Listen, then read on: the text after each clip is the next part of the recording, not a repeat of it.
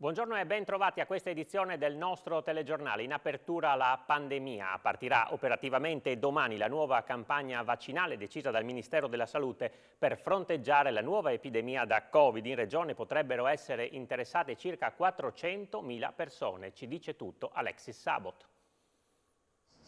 Da domani ufficialmente partiranno le prenotazioni ai vaccini anti-Covid. Ne parliamo assieme a Luca De Grassi, che è il presidente di Federpharma Friuli Venezia Giulia. Da domani dunque le prenotazioni saranno attive da mezzogiorno.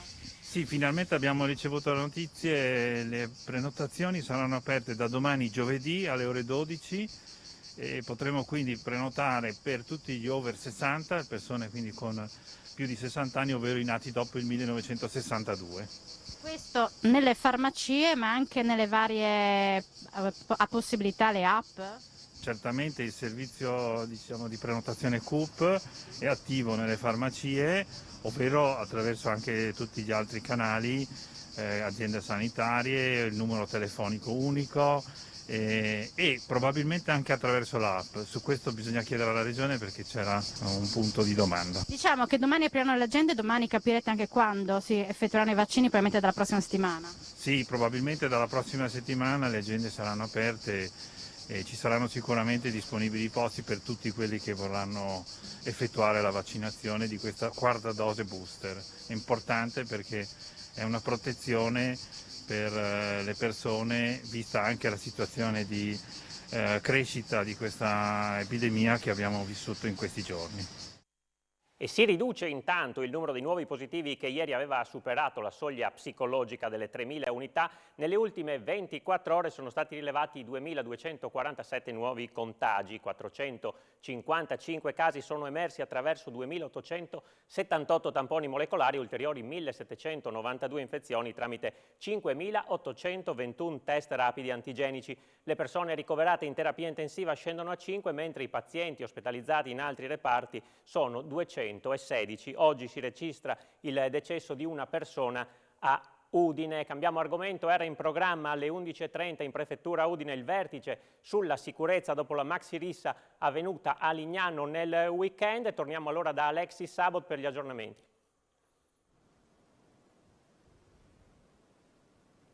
Sì, eccoci, buongiorno, mi trovo in prefettura dove è in corso il comitato per l'ordine e la sicurezza convocato dal prefetto Massimo Marchesiello dopo l'episodio che è accaduto a Lignano Riviera domenica all'alba, che ha visto il ferimento di un giovane udinese. Nell'incontro partecipano anche il sindaco di Lignano Laura Giorgi, il questore di Udine Manuela De Bernardini, le forze dell'ordine. L'incontro è in corso, alle mie spalle i giornalisti che stanno attendendo naturalmente le novità. Dall'incontro potrebbe emergere che il sindaco Laura Giorgi potrebbe valutare un'eventuale ordinanza finalizzata a rafforzare la sicurezza nella località balneare. Tra le opzioni sul tavolo, quella di seguire l'esempio del comune di Jesolo, dove l'accesso all'arenile è vietato di notte. Questa potrebbe essere una delle ipotesi, ma siamo in attesa di ulteriori novità e sviluppi. Se ci saranno vi richiederemo la linea della prefettura. A voi. Grazie allora ad Alexis Savo, torneremo a occuparci di questo argomento seguendolo, se non nel corso di questa edizione del telegiornale, nel corso di A Voi la Linea, subito a seguire. Cambiamo argomento, il tema dell'emergenza idrica è stato affrontato questa mattina durante i lavori del Consiglio regionale, dove la Giunta ha illustrato il quadro della situazione. Complessivamente la situazione di emergenza non è drammatica come in altre regioni, ma è molto seria, in particolare in alcune zone del Friuli. Il quadro sulla situazione idrica fatto in Consiglio regionale dagli assessori all'agricoltura Stefano Zanier e all'ambiente Fabio Scoccimarro è complesso. Entrambi hanno sottolineato come attualmente i valori siano a un livello minimo mai registrato dal 1905, con meno della metà delle piogge cadute nel periodo. Sul fronte agricolo il quadro è molto differenziato, ad esempio nel bacino del Cellina il livello non presenta criticità, nel Meduna invece su 3 bacini è al 16% e si esaurirà entro fine mese. Anche nella zona della Bassa Friulana la criticità è elevata, mentre a Remanzacco e Premariacco ci sono alte probabilità di non poter garantire l'esercizio irriguo e quindi verrà data priorità alle culture pluriennali, poi mais e medicale, soia di primo raccolto e girasoli e infine soia di secondo raccolto. Zanier ha anche fatto una riflessione sul fatto che le irrigazioni di precisione andranno ovviamente a risentire di meno della situazione attuale, mentre le cerealicole, in particolare in certe aree della regione, rischieranno di non chiudere il ciclo produttivo. Sul fronte ambiente, ha spiegato Scocimaro, ci saranno gli incontri con la Slovenia e poi domani il tavolo sui pozzi artesiani con tutte le parti coinvolte. Questa mattina a Palazzo Antonini Maseri sono state presentate dall'Università di Udine le novità per l'anno accademico 2022-2023. Il rettore Roberto Pinton ha illustrato l'offerta didattica per gli immatricolati, le innovazioni legate alle tasse e le agevolazioni e i nuovi servizi a favore degli studenti. Ci colleghiamo con Daniele Paroni. A te la linea. Grazie della linea, sono a Palazzo Antonini Maseri, sono con il magnifico rettore Roberto Pinton. Con oggi chi vuole iscriversi all'Università di Udine può farlo, rettore? Certo, oggi sono ufficialmente partite le immatricolazioni che fra l'altro si possono fare con 3 semplici step nel nostro nuovo sito. Però diciamo quello che è importante è che oggi parte una 3 giorni di ulteriori informazioni per tutti coloro e anche esperienza diretta insomma, dell'ambito universitario per tutti coloro che sono interessati. Oggi a Udine, domani a Gorizia e dopodomani a Pordenone. Senta, l'anno scorso gli iscritti furono 15.000, bisogna mantenere questo numero. Sì, 15.300 in realtà, insomma contiamoli tutti e questi sono diciamo gli iscritti complessivi e naturalmente noi non solo vogliamo mantenerli, se possibile naturalmente incrementarli, anche se sappiamo bene che in questa oggi come oggi la situazione diciamo delle immatricolazioni universitarie ha un momento di crisi, però io dico sempre che per me, per noi l'importante non è solo mantenere i numeri, ma coloro che si immatricolano, soprattutto quelli per la prima volta, che trovino il modo e un'opportunità e uno stimolo per completare i loro studi, possibilmente nel tempo previsto dai loro percorsi di laurea e con qualcosa in tasca che gli permetta di affrontare bene il mondo del lavoro e la società. Grazie a Daniele Paroni. Passiamo alla cronaca. Lavoratori in nero scoperti a Piancavallo dalla Guardia di Finanza di Pordenone. Si tratta di 12 camerieri regolari impiegati da un'azienda di catering. Dall'inizio dell'anno le Fiamme Gialle hanno scoperto nella destra tagliamento 90 irregolarità e hanno sanzionato complessivamente 18 datori di lavoro. Lavoratori in nero scoperti dalla Guardia di Finanza. Le Fiamme Gialle di Pordenone hanno individuato a Piancavallo durante il concerto di Frankie High Energy inserito nel contesto del picnic chilometro zero di domenica scorsa 12 camerieri irregolari impiegati in nero da un'azienda di catering. Il controllo dei finanzieri è scattato dopo un'attenta attività di osservazione dell'organizzazione e della distribuzione del lavoro da parte dell'impresa inserita nella manifestazione, che ha portato all'identificazione di 35 lavoratori impegnati nella preparazione e nella consegna dei pasti. Il titolare della ditta è stato sanzionato amministrativamente per l'impiego di personale senza l'obbligatoria preventiva comunicazione di assunzione al competente ispettorato del lavoro. Alla sanzione è seguita anche la proposta di sospensione dell'attività. Dall'inizio dell'anno le Fiamme Gialle del Comando Provinciale di Pordenone hanno individuato 42 lavoratori in nero e 48 irregolari, sanzionando complessivamente 18 datori di lavoro.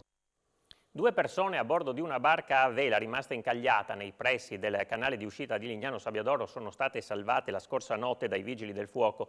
I pompieri, intervenuti su richiesta della Capitaneria di Porto di Monfalcone utilizzando un battello pneumatico, hanno raggiunto l'imbarcazione arenata a circa 500 metri dalla costa, hanno trasbordato le 2 persone e poi le hanno trasportate al Porto Vecchio di Lignano Sabbiadoro.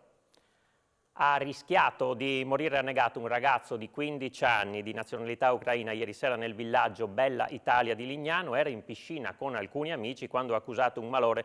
Non è da escludere che abbia battuto la testa durante un tuffo. È stato soccorso dal personale del villaggio ed è stato trasportato in elicottero in gravi condizioni a Udine. Sul posto anche la polizia locale. Ed è stato spento ieri sera tardi, dopo oltre 6 ore di lavoro, il vasto incendio divampato nel pomeriggio a San Dorligo della Valle, nell'area boschiva di Bagnoli, sul versante di Monte San Michele, a ridosso della Val Rosandra. Per domare il rogo, partito da alcune sterpaglie, è stato necessario l'intervento di 2 elicotteri, dei Vigili del Fuoco, delle squadre della Protezione Civile, della Guardia Forestale, dei volontari antincendio boschivo, dei Carabinieri e della Polizia locale. Per ogni figlio, Dote Famiglia è il nuovo strumento finanziario presentato dal Presidente della Regione Massimiliano Fedriga e dall'assessore alla famiglia Alessia Rosolò. Si chiama Dote Famiglia ed è la nuova misura strutturale presentata dalla Giunta regionale per fornire un supporto economico di 500 euro a figlio all'anno, 100 in più se disabile, ridotto se la famiglia è residente in regione da meno di 5 anni. Fin dal suo insediamento nel 2018, ha spiegato il presidente Massimiliano Fedriga, questa amministrazione ha lavorato a un nuovo assetto delle politiche in favore delle famiglie. Oggi raccogliamo i frutti di questo grande sforzo e siamo la regione ai primi posti a livello nazionale. Le misure che abbiamo adottato rappresentano uno strumento concreto di crescita sociale ed economica per il nostro territorio e le risorse sono passate dai 31,8 milioni del 2018 ai 70,7 milioni del 2022. Dote Famiglia, ha precisato l'assessore Alessia Rosolen, è una misura strutturale sulla quale abbiamo investito 24 milioni di euro, nata per favorire l'armonizzazione dei tempi di vita e di lavoro delle famiglie e per sostenere i genitori nell'educazione dei figli. Il servizio è rivolto ai titolari della carta famiglia con ISEE pari o inferiore a 30.000 euro e residenza in Friuli, a Venezia e Giulia da 24 mesi.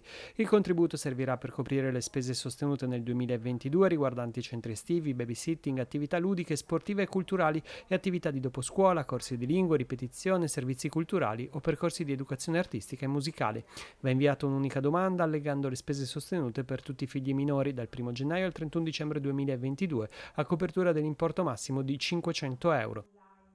Nasce in Carnia il primo corso a livello regionale per la formazione dell'Energy Specialist, una figura specializzata nella progettazione e nella gestione di impianti per la produzione di energia da fonti rinnovabili. L'accordo è stato firmato ieri nella sede della Carnia Industrial Park, condiviso con i vertici dell'Istituto Tecnico Superiore Malignani. Le iscrizioni sono aperte, i corsi della durata di quasi 2 anni inizieranno ad ottobre.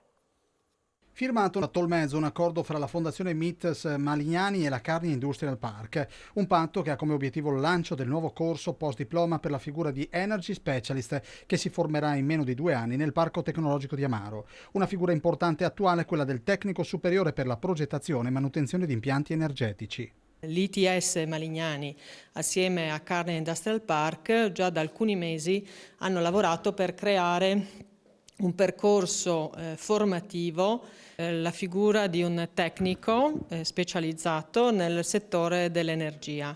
C'è bisogno di formare personale qualificato che in poco tempo possa entrare nel mondo industriale, nel mondo delle imprese. L'ITS è una grande opportunità che ha il Paese per poter sfornare questi tecnici. Se si vuole affrontare il PNRR con le giuste risorse, questo strumento è fondamentale. Si inizierà a ottobre, le iscrizioni sono ancora aperte.